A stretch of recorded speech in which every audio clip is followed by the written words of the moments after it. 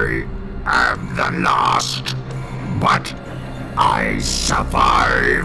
I will repair, because I must warn the universe about the Doctor!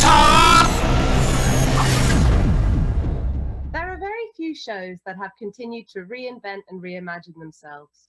One of them is the world's longest-running sci-fi show with a history spanning 56 years. Of course, it's Doctor Who. This year, fans have been treated to a very exciting project, one which brings together doctors, monsters, and companions for an adventure which spans the show's canon, Time Lord Victorious. Today, we'll speak to the man who has produced this saga and hear from him how you tell a story through so many platforms.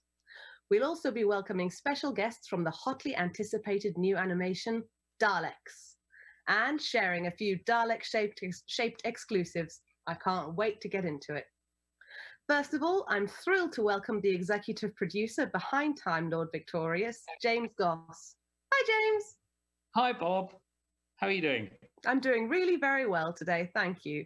So, for those of us who might not know, could you briefly describe for us what is Time Lord Victorious?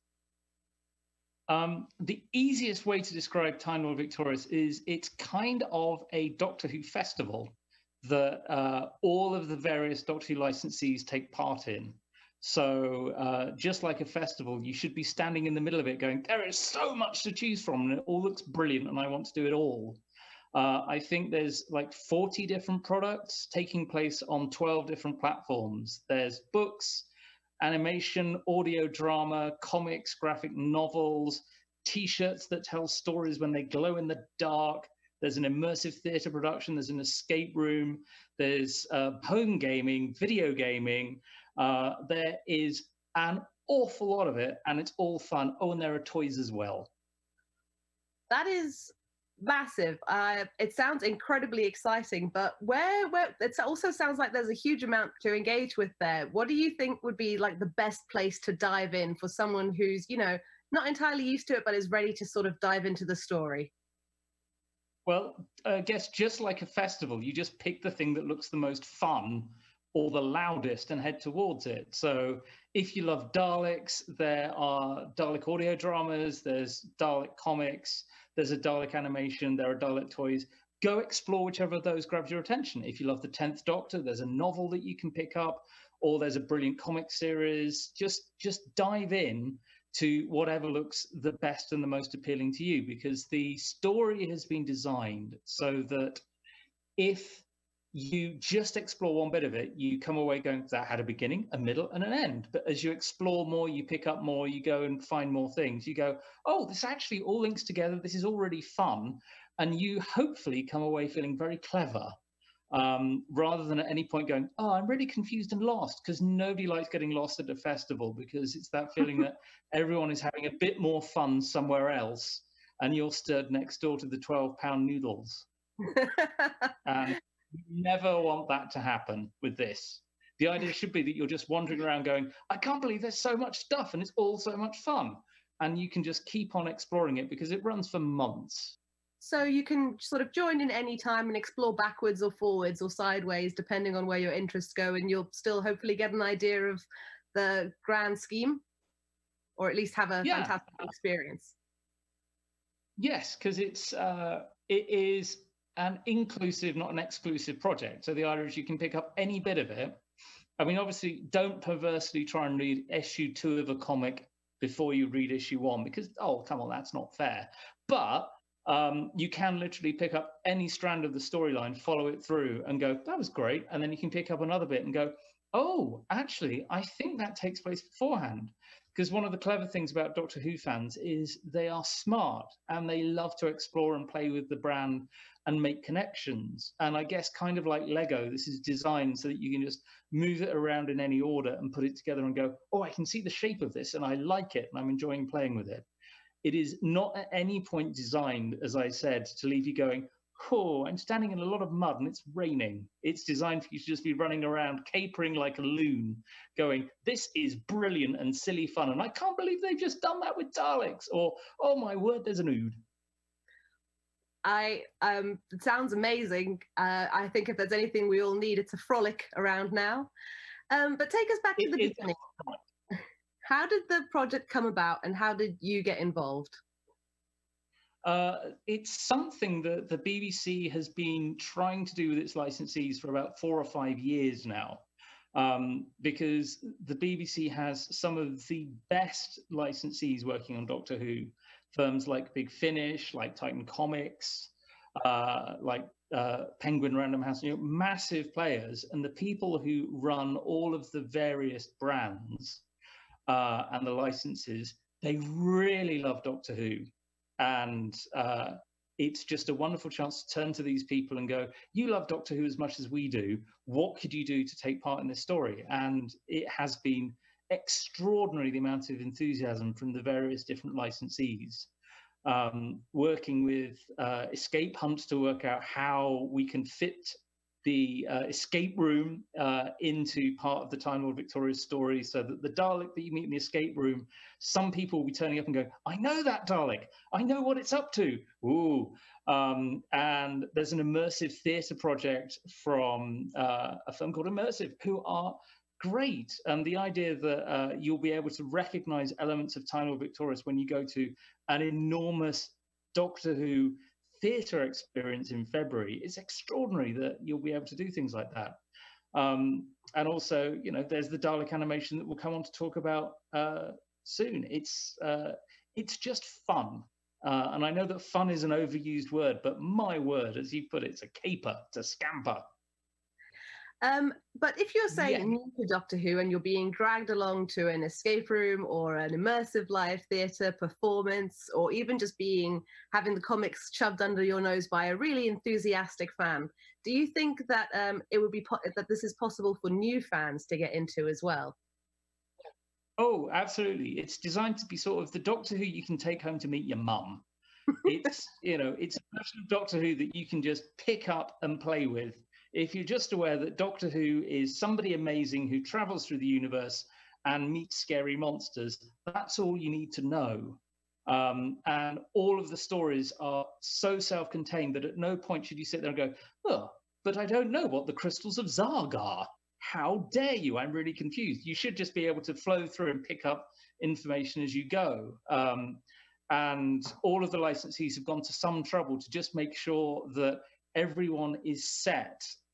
Everyone is settled as they move in, kind of like checking into a nice hotel. All the licensees go, everything is folded down nicely and there's a chocolate on the pillow, enjoy yourself. There's no sense where you just find yourself shoved into a dark room and going, ah! The one exception, obviously, is the escape room, where the whole point of an escape room is that you are shoved into a dark room and go, ah! That is as I understand them, yes. Yes. So it sounds like you are incredibly passionate about this project, and I'm willing to bet that all the licensees are too. Would you say that this is kind of like a fan project and an experience for and by fans? I think it has a wider audience than just fans. I mean, you need to love Doctor Who, but you don't have to self-identify as a fan. It is designed so that people can just stumble across it and go, do you know what? This looks fun.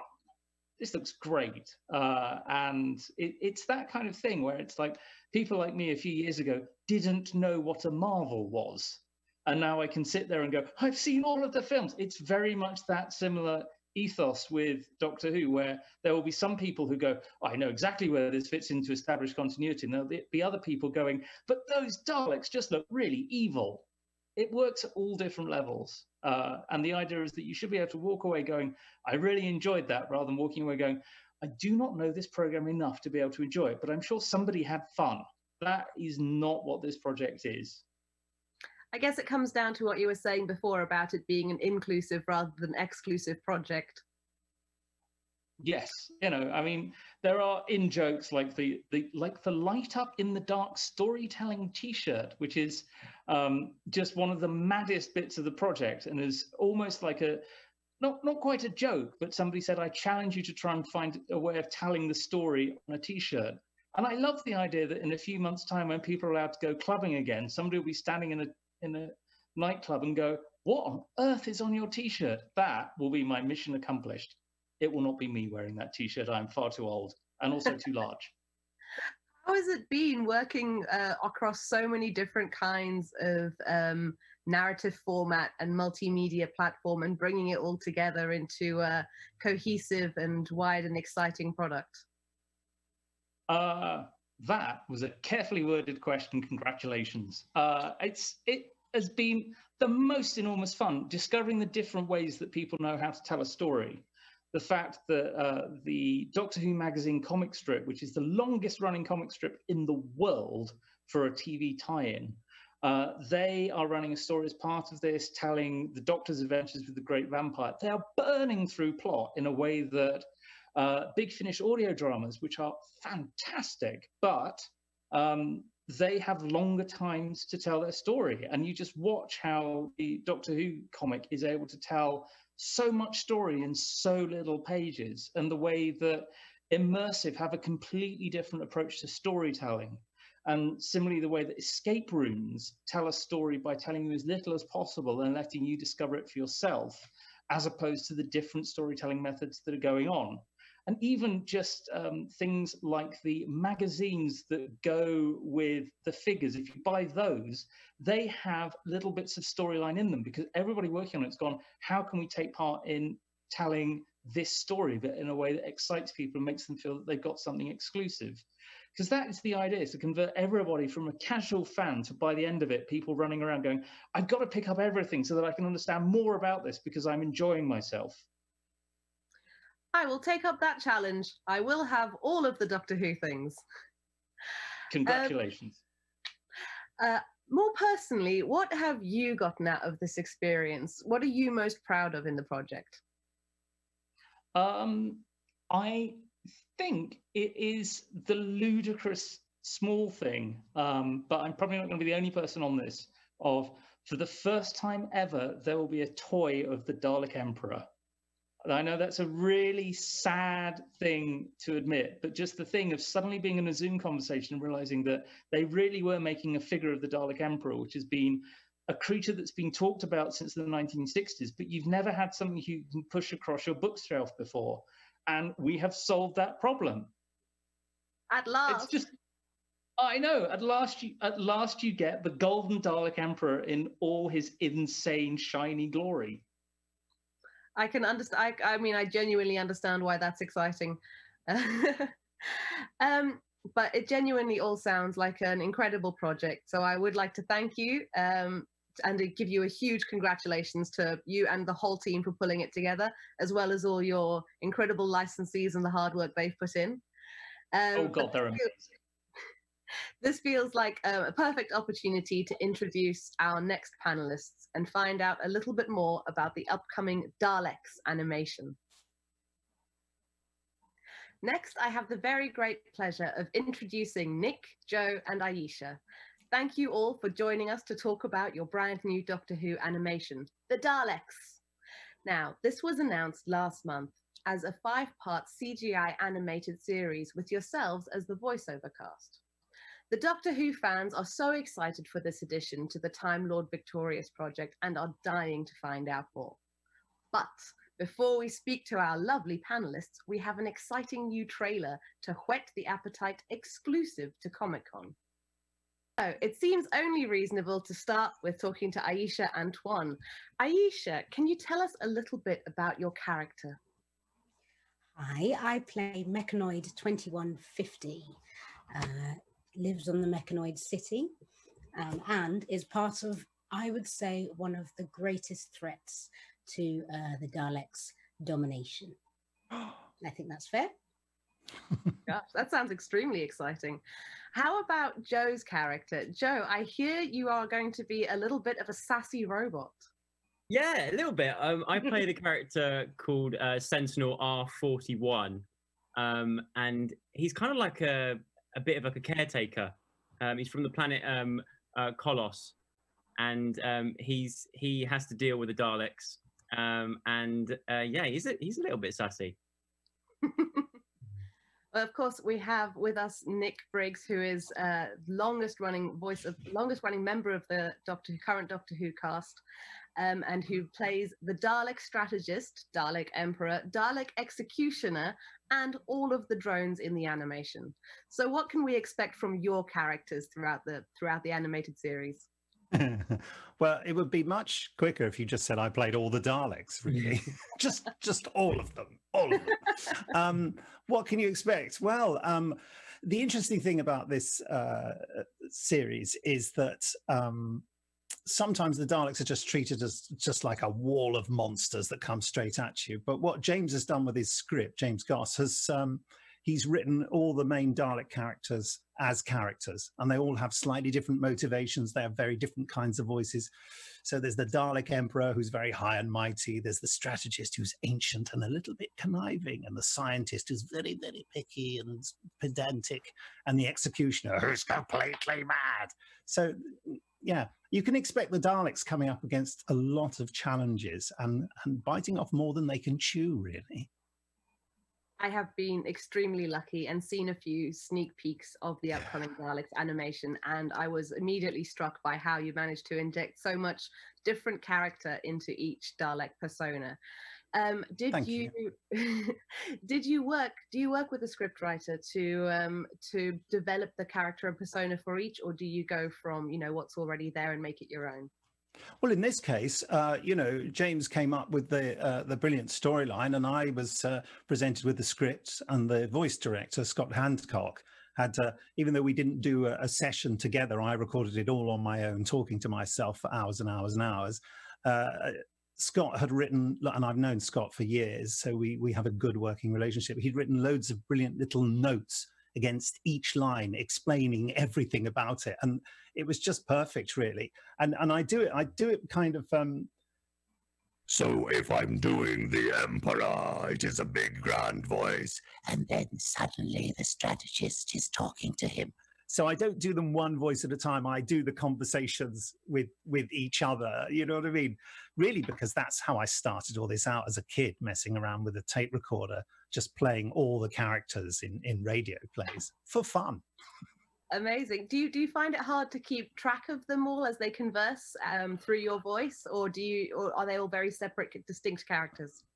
They're sort of separate. It's a bit like telling different jokes. You never confuse the jokes. You always know the punchline to each joke. And with a voice, you quite often have a key phrase that you know, that works for you, or just a sort of feeling in your throat for a certain Dalek, and then something up here for that. The executioner, which is Completely insane. And also, I pull lots of silly faces while I'm doing it as well. I've even been known to do the sort of Dalek thing like that while I'm doing it to kind of get me into the right mood. So yeah, it's a different sort of mindset for each character, and it becomes fun to switch between them. Absolutely. Thank you so much for that, Nick.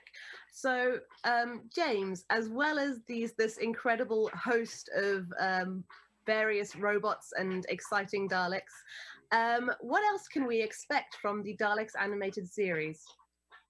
Well, you can expect in the form of Aisha Antoine and Angie Mahindra a return of Doctor Who's most underappreciated monsters, the Mechanoids, who are basically incredibly bitchy hexagons. Can we say that word? They're grumpy. Hexagons. They're grumpy. Yes, they're just grumpy hexagons who are smug and great fun to be with, unless you want to go through, well, any door less wide than a shopping centre. They are Doctor Who's least practical monster on television. But in the 1960s, there was a glorious series of beautiful comics. And the Mechanoids were the Daleks' great enemy in the comic series. And they were just a hoot. And the whole of this animation is really a tribute to those glorious stylized Technicolor Daleks of the 1960s from the comics and the films and all sorts of elements of Dalek mania. You know, we're sort of bringing the 1960s back to life, which I can't remember. But yeah, as part of that, No, absolutely. I 100% appreciated from watching the small amounts that I've been allowed to watch the incredible retro vibe that's brought across in a lot of the styling and the sound, and just in a lot of the way it's animated. And I think it's going to be a real treat for existing fans and future fans alike. Overall, though, it is part of is it part of the Time Lord Victorious? How does it play into that? Yes, eager consumers of Time Lord Victorious will, if they're watching animation, they'll discover how the Daleks become aware of what's wrong with time, and their first attempts to solve that problem, which goes horribly wrong. So the animation is basically about the Daleks making a terrible error and ending up on the run. So you might actually, for the first time, end up rooting for the Daleks, which is no problem when Nick is voicing them, because he brings out the subtlety in their devious, awful characters. But also, you get to meet Sentinel R41, who is absolutely adorable, and also the mechanoids who are no fools. Speaking of challenges, sorry, I just knocked the camera there, but recording this in lockdown must have been a huge challenge for all of you guys. Maybe you guys could tell me a little bit about some of the particular issues that cropped up and how you overcame them. I found recording from home gave everything this really high stakes, because at any moment a take could be ruined by a Wi-Fi dropout, a garbage truck outside, a siren, a helicopter. So it just gave every scene a real sense of urgency, because you really had to get it out before it was ruined. I 100% sympathise. My dog is currently trying to eat the carpet next to me. There you go. There you go. Perfect example. When I recorded, it was one of the really, really hot days, and I wasn't. I'd recently moved into a new house just after lockdown, so I wasn't quite totally aware of the acoustics and what strange noises would be going on. I lived near the coast and there were lots of seagulls. So I had to, this room you see me in now, the bits you can't see, I had sort of duvets and pillows and things all around. And I just ended, and I don't want to plant this awful image in your mind, but I was wearing just shorts and a t-shirt and had everything shut and closed and enclosed in an audio booth over there. And by the end of it, it looked like someone had thrown 3 buckets of water at me, I sort of just crawled out and thought, is the world still here? But it was great fun to do. Shorts and a t-shirt, that's formal. Well, look at me, you see, I'm wearing a jacket. Normally I'd wear a jacket to record anything. You, Nick, have been the infamous voice of the Daleks, of course, on TV since 2005. How does it feel to have them finally have their own series? Oh, it's really great. And of course, it's what we've all wanted all along. I know it's what James has wanted and it's what I've wanted. So, yeah, it's fantastic, really. It fills my heart with joy. I mean, who can explain why I didn't set out to be the voice of the Daleks when I was a kid, but I was always trying to be the voice of the Daleks as a kid. So it just seems too specific an ambition to have. But, I suppose if I hadn't been so fascinated with it when I was a kid, I wouldn't be doing the job now. But yeah, it's great. And, hopefully we can do it again and there'll be more adventures for the Daleks. I think what this proves, as James was saying, is you can, if you're a very good writer like James is, you can come up with a really clever way of making a story interesting when it, is a bunch of monsters who some people might unfairly characterize as a bunch of speak your weight machines. But actually, if you give them individual characters and motivations, you can create really exciting stories around them. Absolutely. And I'm so glad that we get to benefit from this finally coming to fruition. Yeah. But speaking of long-term fans, I heard that Joe Sugg has been a fan of Doctor Who since you were very young. What made you want to get involved with the show now? Well, I mean, if the show was around when I was a kid and I got offered the role to play a Sentinel back then, I would have taken it even back then. But I think getting as a kid, I started watching it around my grandparents' house, like the old episodes. And then I used to go to a place called Longleat in Wiltshire, where I grew up. And in Longleat, they had this like a Doctor Who exhibition that was there, and it was so nice to go there once a year as like a little family treat. And I used to be, you walked around the Doctor Who exhibition. It was like a travel through time of all the different Time Lords and everything about it. And so I loved that. I was fascinated with it. It was scary. It scared me as a kid, and I think that's what sort of attracted me to it in a weird way. And then when it must have been when I was about 12, I think, maybe a bit older. I entered there's a Blue Peter competition to design one of the Doctor Who villains, and I entered. I got my pens and pencils out, and I entered the competition, and I came runner-up, which was great. It was one of the biggest competitions I think they've ever had in the history of Blue Peter, and I managed to come runner-up, and got a Blue Peter badge and a Doctor Who villains book, and it was a great experience, and ever since then I've just been a fan. And this is to me like winning another competition of being involved in this. Who was your sort of doctor growing up? Who is the one who is the Doctor who epitomizes doctorness for you? I think for me, I think David Tennant. I think he's always has been one of my favorites. I think the first one I watched was, I think around my grandparents, would have been John Pertwee. But yeah, David Tennant for me really stood out. But I also think Jodie Whittaker is brilliant as well. So it's hard. It's hard to pick one. They're all brilliant. They're all brilliant. Yeah. You know, that competition, I'm fairly certain that I was on Blue Peter as a Dalek, judging the winners. Yeah, I remember. Yeah. We had to do it live. It was I remember terrifying. that. I remember. Oh my goodness! So you guys go way back, really. We've met. Yeah. Aisha, were you also a fan of the show growing up? I have always loved being scared. So I remember it being on and being terrified. But when the David Tennant series started and I started getting into that, I was tested on who my doctor was.